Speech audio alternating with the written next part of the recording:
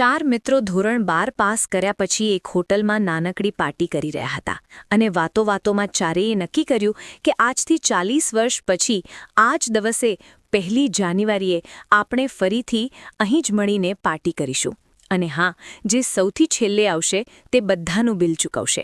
હોટલનો waiter પણ આ બધું જોઈ રહ્યો હતો. તેણે કહ્યું, જો હું 40 વર્ષ પછી અહીં જ હોઈશ તો તમારી આ પાર્ટી જરૂર જોઈશ. બરાબર 40 વર્ષ પછી પહેલો મિત્ર હોટલ પહોંચે છે તો જુએ છે કે તે હોટલ હવે 5 સ્ટાર બની ગઈ છે.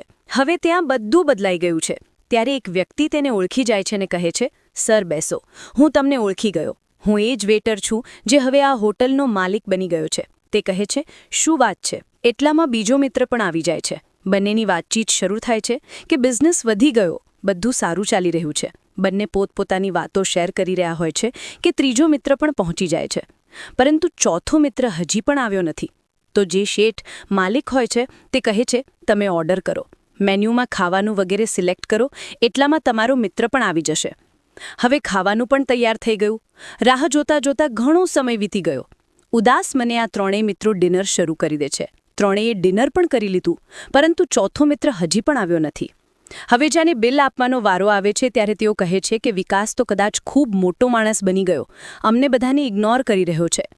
ચાલો અમે જ બિલ ચૂકવી દઈએ. જેમ જ બિલ ચૂકવવા માટે કાઉન્ટર પર પહોંચ્યા તો કાઉન્ટરનો મેનેજર બોલ્યો, તમારું બિલ તો પહેલેથી જ ચૂકવાઈ ગયું છે.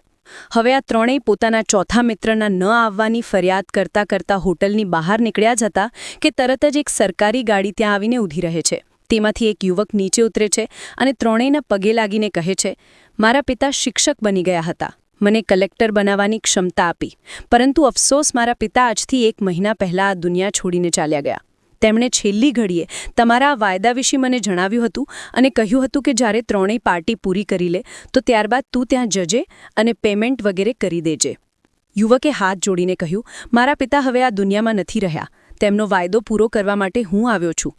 હવે આ ત્રણેય ભીની આંખે અનુભવ કરે છે કે આપણે 40 વર્ષ પછી જ કેમ મળ્યા, 40 દિવસ પછી કેમ નહીં મળ્યા. સ્વજનોને હંમેશા મળતા રહો તે પહેલાં કે કોઈ તમારું પોતાનું આ દુનિયા છોડીને ચાલ્યું જાય, કારણ કે માણસ માત્ર એક પાણીનો પરપોટો છે. હવે આ રીલ એવા મિત્રને ટેગ કરો જેને તમે ઘણા સમયથી નથી મળ્યા અને હવે તેને મળવા માંગો છો. તમે આમાંથી કોઈ મિત્રને મળવા માંગો છો જેને તમે ઘણા સમયથી નથી મળ્યા?